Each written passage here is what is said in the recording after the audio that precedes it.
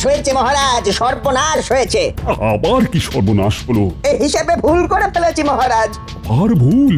তা হিসাবে কি ভুল হলো? 3 দিন আগে আমি বললাম না যে নবাব বাহাদুরের কাছে 1000 মোহর খাজনা বাকি।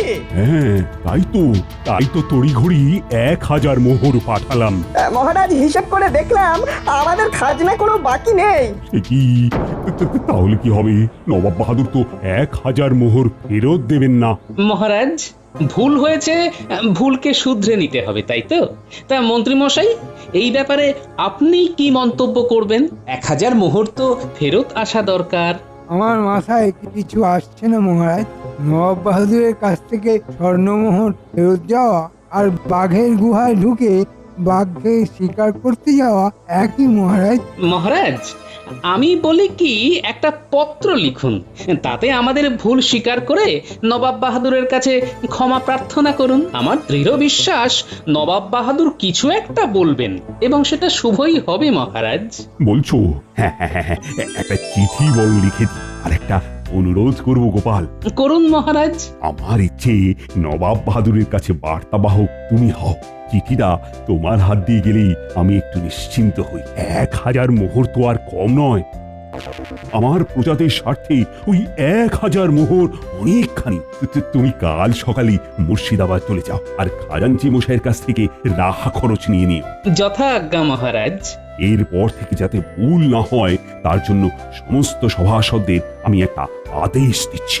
রাজপ্রাসাদের মধ্যে যে গ্রন্থাগার আছে, অবসর সময়ে সেই গ্রন্থাগারের গ্রন্থগুলো সবাইকে পড়তে হবে, বুদ্ধির বিকাশ ঘটাতে হবে। গোপাল ফিরে আসুক, তারপর সবাই সময় করে গ্রন্থাগারের গ্রন্থের মধ্যে ডুবে যেতে হবে।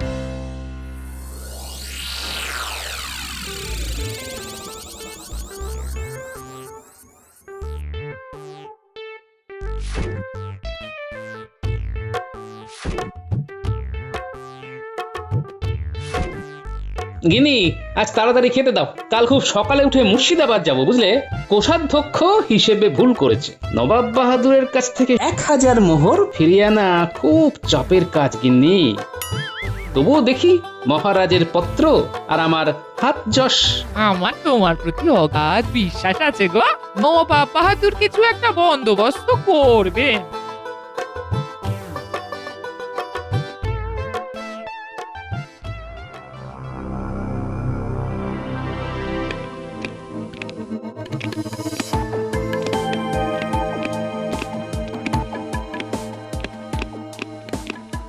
কি হয়েছে মহারাজ? আপনি একটু উত্তেজিত আছেন। ও বড় ভুল হয়ে গেছে রানী। কোষাধ্যক্ষ ভুল হিসেব করি 1000 মোহর নবাব বাহাদুরের কাছে পাঠিয়ে দিয়েছে বকেয়া খাজনা হিসেবে। ভুল হিসাব? হ্যাঁ রানী, কোষাধ্যক্ষ তো ভুল করে বাড়তি 1000 মোহর পাঠিয়ে দিয়েছে। এখন গোপালের হাতে একটা পত্র দিয়ে নবাব বাহাদুরকে অনুরোধ করেছি, দেখি নবাব বাহাদুর কি করেন।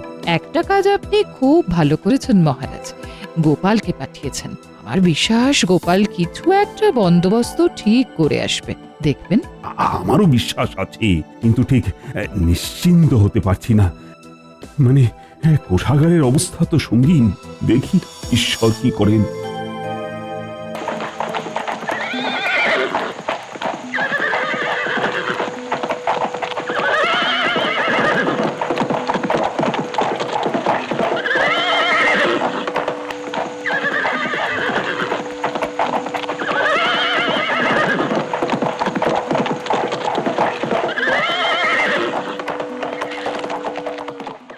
বলো কি গোপাল, এত বড় ভুল তোমাদের কোষাধ্যক্ষ করলো কি করে?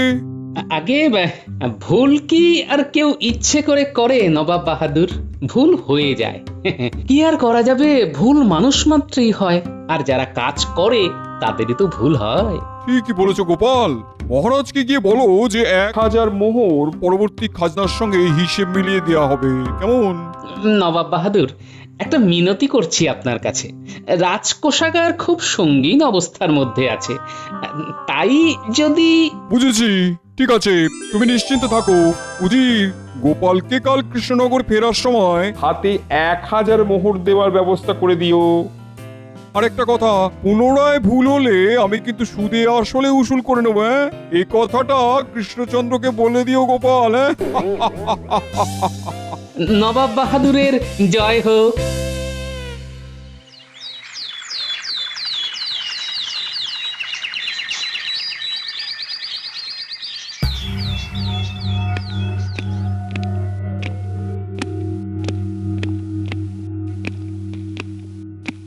মহারাজ চিন্তা করবেন না, গোপাল যখন গেছে তখন ভালো খবরই আসবে। যদি উল্টোটা হয় কি ভালোভাবে বেইজ্জতি না হবে গোপাল। ওই তো গোপাল আসছে। আসছে আসছে, গোপালের হাসি মুখ, তার মানে ভালো খবর আছে। কি গোপাল, কি হলো? কি আর হবে মহারাজ, যা লেখা ছিল তাই হয়েছে। নবাব বাহাদুর 1000 মোহর ফেরত দিয়েছেন। একটা চিঠি আপনার, তাতেই তো সব হয়ে গেল। তবে নবাব বাহাদুর একটা আদেশ করেছেন, কিন্তু আবার যদি ভুল হয় তবে উনি সুদে আসলে সব নিয়ে নেবেন। গোপাল, তোমার কাছে আমার ঋণের শেষ নেই। আগে রাজকর্তব্য করেছি মহারাজ। তোমার এই কাজে আমি খুশি হয়ে 100 মোহর দিলাম। ধন্যবাদ মহারাজ। কই গোপাল, কেউ তো এলো না, শুধু তুমি আর আমি। বিজ্ঞানী, তুমি হলে জ্ঞানের সাগর আর আমি হলাম অজ্ঞান ব্যক্তি। তুমি আরো জ্ঞানার্জন করতে চাও আর আমি আমার অজ্ঞানতা ভাঙতে চাই, তাই এসেছি। এত বড় গ্রন্থাগার, কত বই আছে, কত বিষয় আছে। জীবন তো একটাই বিজ্ঞানী।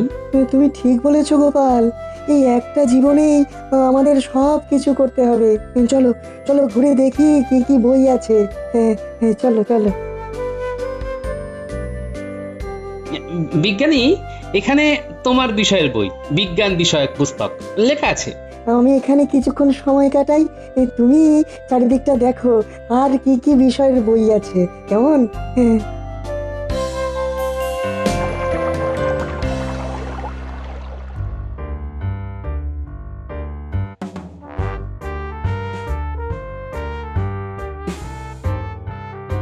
কি গো মন্ত্রী, গোপাল আর বিজ্ঞানী গ্রন্থাগারে গেল, তুমি গেলে না? মহারাজ, পুঁথিগত বিদ্যে দিয়ে কি রাজকার্য চলে? রাজকার্য চলে ব্যবহারিক বিদ্যা। আমার পুঁথিগত জ্ঞানের প্রয়োজন নেই মহারাজ। আচ্ছা ঠিক আছে, তবে যদি ভুল করো কোনোদিন তাহলে কিন্তু শাস্তি পাবে, এটা আমি বলে দিলাম। এইখানে বিভিন্ন বিষয়ের উপর বই আছে। আরে আরে, এটা কি বই? লেখা আছে নিজের দায়িত্বে পড়ুন, মানে দেখি তো। গোপাল, ও গোপাল, কোথায় গেলে গোপাল? বিজ্ঞানী, আমি তো তোমার উল্টো দিকেই দাঁড়িয়ে আছি, তুমি আমাকে দেখতে পাচ্ছ না? কই কই না তো, আমি তো কিছুই দেখতে পাচ্ছি না। তাহলে আমি কি চিরকালের জন্য অদৃশ্য হয়ে গেলাম নাকি? তবে তো বড় বিপত্তি ঘটলো গো গোপাল, কি হবে? হ্যাঁ, বইয়ের নাম নিজের দায়িত্বে পড়ুন। নিজের দায়িত্ব নিয়ে যখন বইটা খুলেছি, আবার নিজ দায়িত্বেই আমার অদৃশ্য থেকে দৃশ্যমান হতে হবে। এই তো তোমাকে দেখতে পাচ্ছি। হ্যাঁ, হ্যাঁ, বইটার কারিগরি বুঝে গেছি। খুললেই অদৃশ্য, বন্ধ করলে দৃশ্যমান। আচ্ছা, দুজনে মিলে যদি বইটা খুলি? তাহলে দুজনে মিলেই অদৃশ্য হব। তুমি চলে এসো বিজ্ঞানী, দেখি পরীক্ষা করে দুজন একসাথে অদৃশ্য হই কিনা। আবার বইয়ের কি লেখা আছে দেখো। বইয়ের জাদু কোনো খারাপ কাজে ব্যবহার হবে না, মানব হিতে ব্যবহার না করলেই ক্ষতি, তাই সব নিজ দায়িত্বে। তাই নাকি? এই দেখো, এই বই খুললাম, আমরা কি অদৃশ্য হলাম? হ্যাঁ, হলাম, কারণ আমি তোমাকে দেখতে পাচ্ছি। আর আমিও তোমাকে দেখতে পাচ্ছি, এতে করে কিচ্ছু প্রমাণ হয় না, বাইরে গিয়ে করতে হবে, বুঝলে? তাহলে চলো। চলো।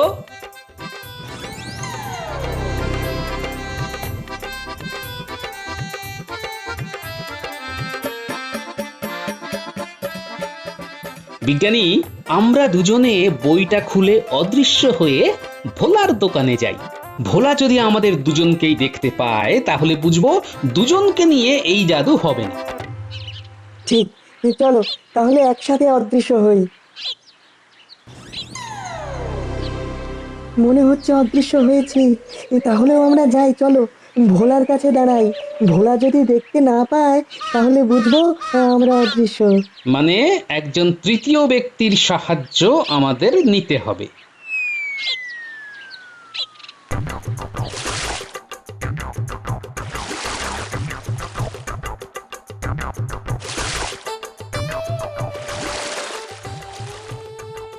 আর একটু জল মেশালে মনে হয় ঠিক হবে। আরো আরো ওই 2 ঘটি জল মেশাই।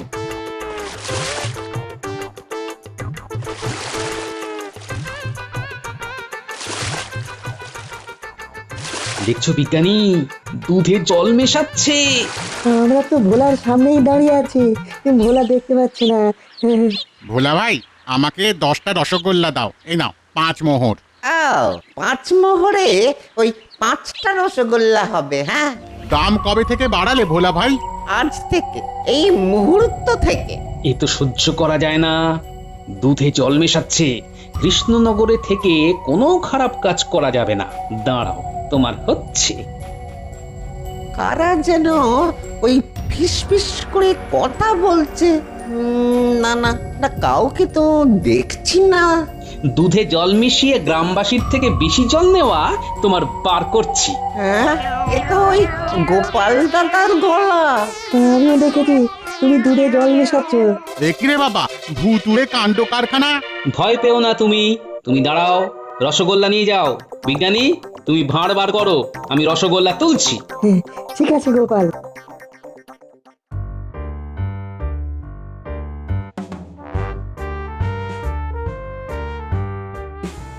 মন্ত্রী মশাই, আপনি কিছু বলুন।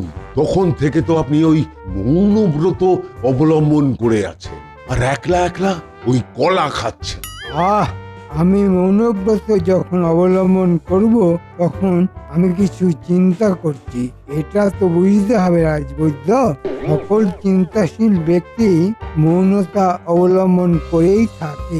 তাদের চিন্তার পথ পরিষ্কার হয়, দৃষ্টিভঙ্গি স্বচ্ছ হয়। তা মন্ত্রীমশাই, আপনার দৃষ্টিভঙ্গি স্বচ্ছ হয়েছে?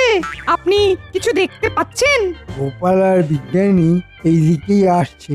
কিছু একটা করে গোপালের পায়ে লাগাতে পারি তো আনন্দ পায়। গোপাল পায়ে চোট পেলে অন্তত 3 থেকে 4 দিন রাজসভাতে আসতে পারবে না। কোনো গুরুতর বিষয়ে কথা বলতে পারবে না। মহারাজকে যুক্তির জালে আমার বর্ষে করে নিতে পারবে। আর একটা একটা কলা খাওয়ার পর এই কলার খোসা মাথায় একটা বুদ্ধি দিয়েছে। বিজ্ঞানী, চলো আমরা অদৃশ্য হই। মন্ত্রীমশাই কি আমাদের দেখেছে? মন্ত্রী মশাই হলেন শকুন, ওই চোখে পলক পড়ে না। ও ঠিক দেখেছে, আর নিশ্চয়ই ওই দুষ্টু দুষ্টু মাথায় কিছু দুষ্টু দুষ্টু চিন্তা করছেন আমাদের বিপদে ফেলার। হ্যাঁ, আমাদের বিপদে ফেলার আগে ওনাকে একটু ঘাবড়ে দিই। হ্যাঁ তাই, খুব ভালো প্রস্তাব। এসো বিজ্ঞানী, আমি বই খুলছি।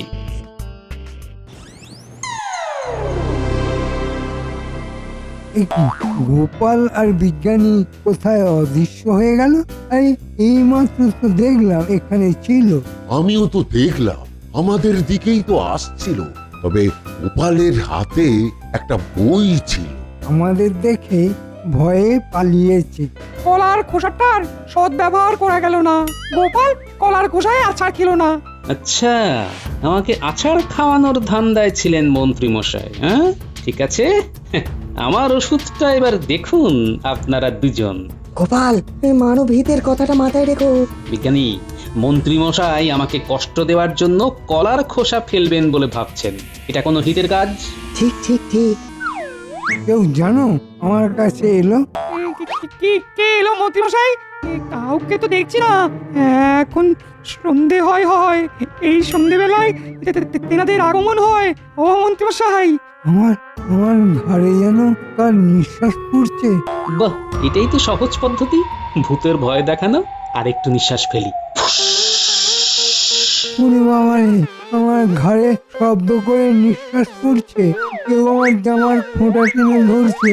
পালাও পালাও রাজবৈদ্য, পালাও পালাও। রাম রাম রাম রাম রাম রাম রাম রাম। বাবা বাবা গো, বাবা গো।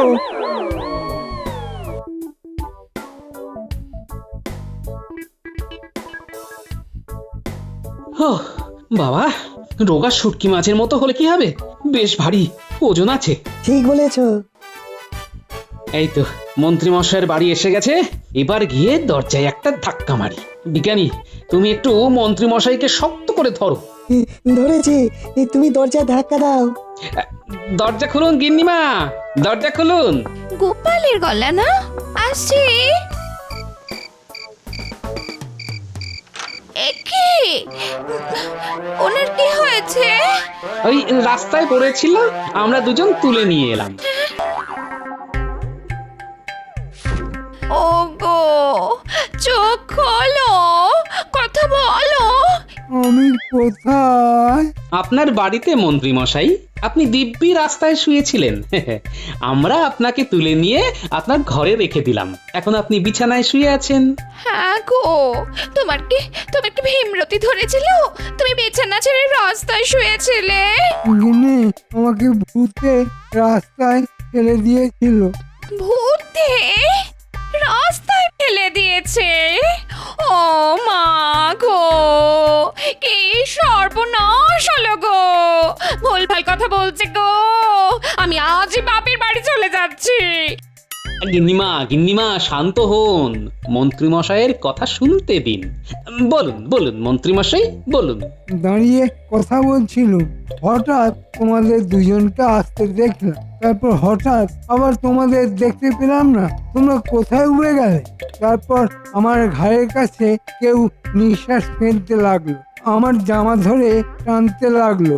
তারপর আমার আর কিচ্ছু মনে নেই। ওরে মা রে, ওরে বাবা রে, আমার কি হবে রে? গিনি, গিনি, কেঁদো না গিনি। মন্ত্রী মশাই, আপনি আর গিন্নিমা এখন একটু কেড়ে নিন। কাল সকালে রাজসভায় একটু তাড়াতাড়ি আসবেন, কেমন? কাল একটা মজা দেখবেন। মজা? হ্যাঁ, ভারী মজা। হ্যাঁ।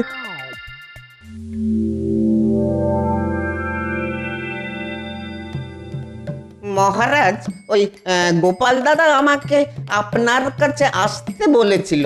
গোপাল এখনো এলো না, অথচ গোপালই তো রাতে আমাকে খবর দিল তাড়াতাড়ি সবাই আসছে সভায়, নাকি কি মজা দেখানো হবে। গোপাল কি মজা দেখাবে জানি না মহারাজ। কাল আমরা তিনজন ওই ভূতের খপ্পরে পড়েছিলাম, এটা আমি আপনাকে বলতে পারি। ভূতের খপ্পরে? মহারাজ, ওই দেখুন দরজা জানলাগুলো আপনি খুলছে, বন্ধ হচ্ছে। এই তো, তাই তো, কি হবে এবার? এটাই তো গোপালের মজা মহারাজ।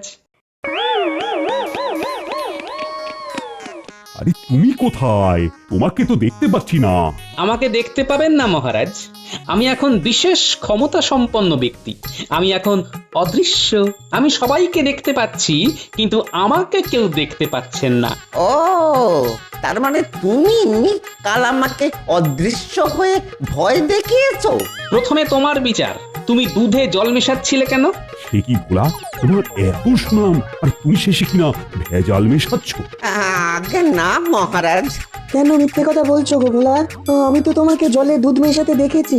একদম ঠিক কথা বলেছো বিজ্ঞানী, জলে দুধ। সে কি, আমি তো শুনেছি দুধে জল মেশায়, আর ভোলা আবার জলে দুধ মেশায় নাকি? শুধু জলে দুধ মিশিয়ে ক্ষান্ত হয়নি, রসগোল্লার দাম 1 লাফে বাড়িয়ে দিয়েছে। আগে 5টি মুহূর্ত 10টা রসগোল্লা পাওয়া যেত, ভোলা জলে দুধ মিশিয়ে সেই রসগোল্লা 5টা 5 মুহূর্ত দিচ্ছে। আমি দেখেছি নিজের চোখে। গোপাল, এবার তুমি দৃশ্যমান হও। ঠিক আছে, এই দৃশ্যমান হলাম। এসব কি ঘটছে? আমার তো মাথাটাই বরং ঘুরছে। এই সবই এই জাদু বইয়ের কামাল মহারাজ। আপনার গ্রন্থাগারে এই জাদু বইটি ছিল, এবং এটা পাওয়ার পর অনেকগুলো সত্য আমার চোখের সামনে চলে এসেছে। সেগুলো এখন আমি সভায় ব্যক্ত করব মহারাজ। মহারাজ, প্রথমেই বলে রাখি, ভেজাল মেশানোর অপরাধীকে শাস্তি দিন। ক্ষমা করে দিন মহারাজ, ক্ষমা করে দিন। এটাই আমার প্রথম আর এটাই আমার শেষ অপরাধ। না না না না, প্রথম আর শেষ বলে কোনো কথা নেই। অপরাধ হলো অপরাধ। ভেজাল মেশানোর অপরাধে তোমাকে 3 দিনের কারাদণ্ড আর 100 মোহর জরিমানা করলাম। এরপর আসবে মন্ত্রীমশাই। আমি কি করলাম গো মহারাজ? মন্ত্রীমশাইয়ের অপরাধ আরো বেশি। কাল পথের মোড়ে মন্ত্রীমশাই দাঁড়িয়ে পরিকল্পনা করেছিলেন কিভাবে আমাকে আঘাত করবেন। তাই কলা খেয়ে কলার খোসা ফেলে আমাকে আঘাত করতে চেয়েছিলেন। কিন্তু সেটাও হলো না। আমি আর বিজ্ঞানী অদৃশ্য হয়ে সব শুনে নিলাম। গোপাল, আমি কিন্তু তোমার পক্ষে আছি। আমি কি তোমাকে কিছু বলেছি পণ্ডিত? তুমি আমার পক্ষে থাকবে এই রকম কথা কেন বললে? তুমি আমার বিপক্ষে কথা বলেছিলে পণ্ডিত, কিন্তু তুমি বড় ক্ষতি করনি, তাই তোমাকে আমি কোনো দোষ দেব না। সব শুনে একটা কথাই আমি বলবো, মন্ত্রীর পিঠে আমি লিখে দেব কুবুদ্ধির ঢেঁকি, আর মাথায় জল ঢেলে সারা রাজ্য মন্ত্রী মশাইকে ঘোরানো হবে। এবার গোপাল বলো তো, তুমি এই বইটা কোত্থেকে পেলে? মহারাজ, আপনার গ্রন্থাগারে এই সুন্দর বইটি খুব অবহেলায় রাখা ছিল। আমি আর বিজ্ঞানী এটা খুঁজে পাই। এই বইয়ের পাতা খুললেই অদৃশ্য হয়ে যায়, আর পাতা বন্ধ করলেই দৃশ্যমান হয়। আর আমরা দুজন এই অদৃশ্য হয়ে কিছু দৃশ্যমান মানুষের বদগুণগুলোকে আবিষ্কার করি মহারাজ। খুব সুন্দর গোপাল, খুব সুন্দর, খুব সুন্দর তোমার চিন্তা। হ্যাঁ, এবার আমার শাস্তি দেবার পালা। চলো তো মন্ত্রী, বাইরে গিয়ে তোমার পিঠে লেখা হবে কুবুদ্ধির ঢেঁকি।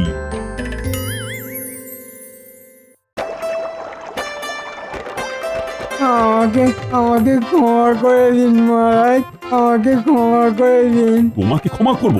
হাহ, তুমি তো ভয়ানক লোক। ঠান্ডা মাথায় মানুষের ক্ষতি করতে চাও, কোনো ক্ষমা নেই। এই পুটি উল্টে তোরা থেমে থাকিস না, বল বল ছড়াকার। মন্ত্রীমশাই জব্দ ভারী কুবুদ্ধি দিয়ে শাস্তি পেয়ে যাচ্ছে এখন হাঁড়ি মাথায় নিয়ে। মন্ত্রীমশাই জব্দ ভারী কুবুদ্ধি দিয়ে শাস্তি পেয়ে যাচ্ছে এখন হাড়ি মাথায় দিয়ে। যেমন কর্ম তেমন ফল।